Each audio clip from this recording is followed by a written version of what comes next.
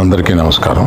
ఇప్పుడే హాస్పిటల్ ఐసీయూలో ఉన్న శ్రీతేజ్ ఐసీయూలో చూసి బయటికి వస్తున్నాను.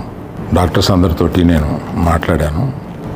అబ్బాయి రోజు రోజుకి రికవర్ అవుతున్నారు. లాస్ట్ 14 డేస్లోనూ పర్టికులర్ లాస్ట్ 10 డేస్లో రికవరీ కనపడుతుంది. బట్ చాలా టైం పట్టొచ్చు అని కూడా చెప్పారు. ఇలాగా ఆ అబ్బాయి కోలుకోవడానికి ఏమైనా చేయడానికి మేము సిద్ధంగా ఉన్నాము. అది కాకుండా ప్రభుత్వం కూడా వచ్చి మేము దీన్ని తీసుకుంటాము, ఈ అబ్బాయిని సంపూర్ణ ఆరోగ్యంతో చూడడానికి ప్రభుత్వం కూడా ముందు రావడం చాలా అభినందనీయం.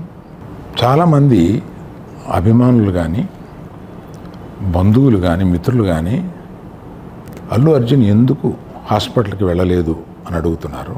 దానికి కారణం చెప్తాను.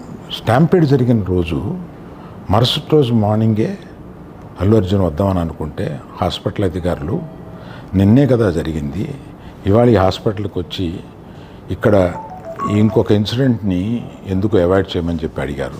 కరెక్టే కదా అనిపించింది. రాలేకపోయారు. ఆ రోజునే కేసు పడింది.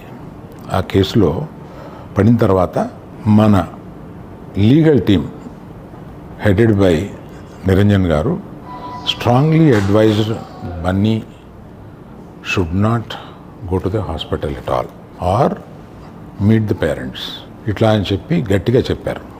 ఆ తర్వాత మేము రావడానికి అనేక నిబంధనలు, మళ్ళీ నేను ప్రభుత్వాన్ని పర్మిషన్ అడిగాను.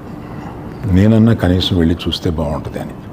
ఎందుకంటే ఓ రోజు బన్నీ బాధపడుతూ నేను చూడలేకపోయాను, నువ్వన్నా వెళ్ళి చూసిరా డాడీ అని అడిగాడు. నేను ప్రభుత్వాన్ని అడిగితే వారు పర్మిషన్ ఇచ్చారు.